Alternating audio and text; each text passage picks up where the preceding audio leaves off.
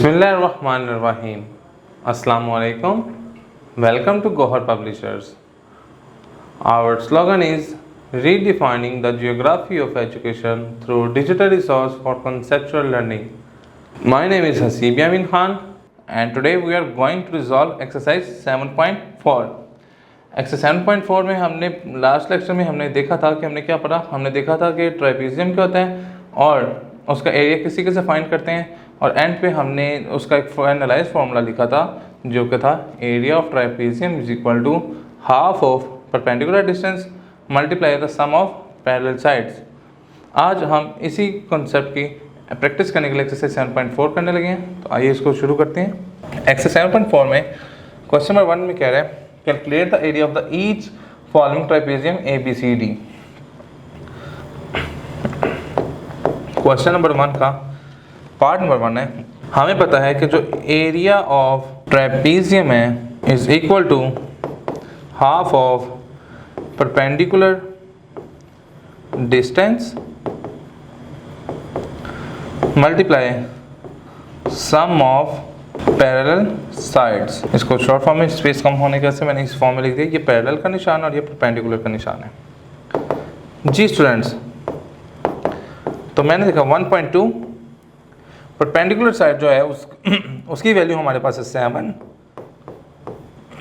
Some of it sides, एक side इसकी 9 है और एक साइड इसकी 5 है, तो मैं लिखूंगा 5 + 9 1/2 7 मल्टीप्लाई 9 + 5 14 2 1 2 2 7 14, तो ये बच गया 7 multiply by 7 which is equal to 49। तो एरिया ऑफ ट्राइपीजियम क्या आ गया 49 मीटर स्क्वायर। इसकी हम एक और सवाल की प्रैक्टिस कर लेते हैं।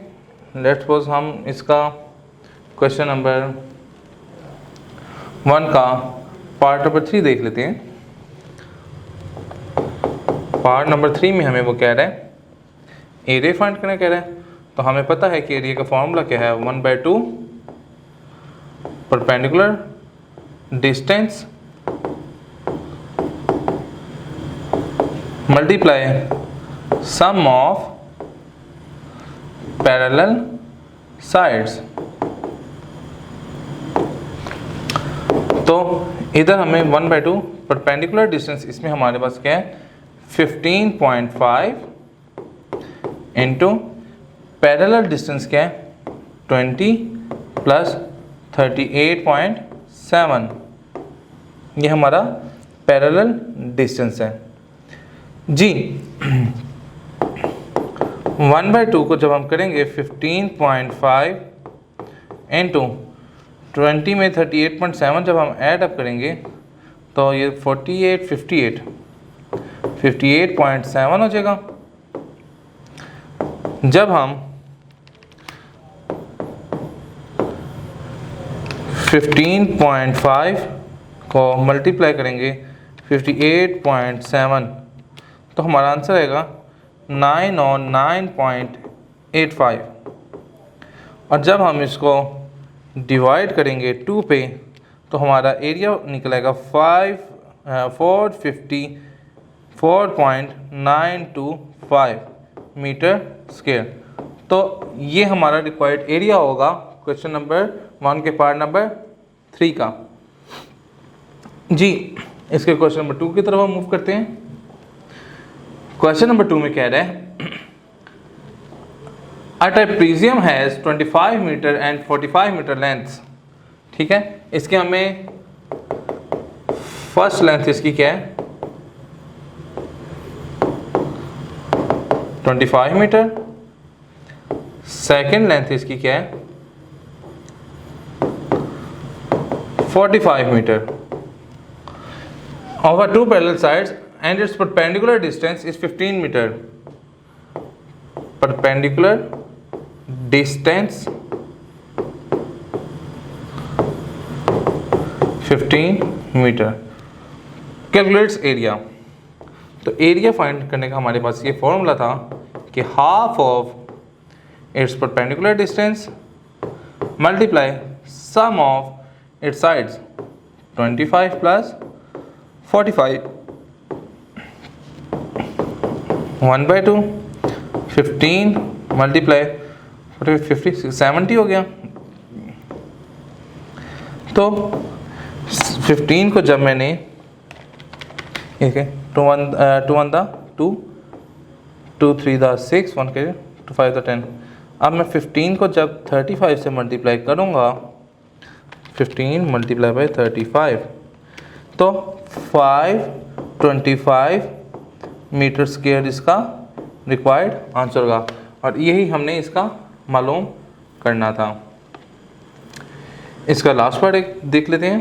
Question number 5, find the cost of carpeting a trapezium shape floor of a room at the rate of 120 पर स्क्वायर मीटर।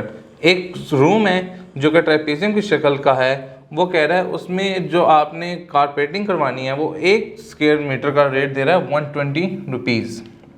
ठीक है। क्वेश्चन नंबर 5, रेट पर मीटर स्क्वायर वो हमें क्या मिल रहा है 120 रुपीज़।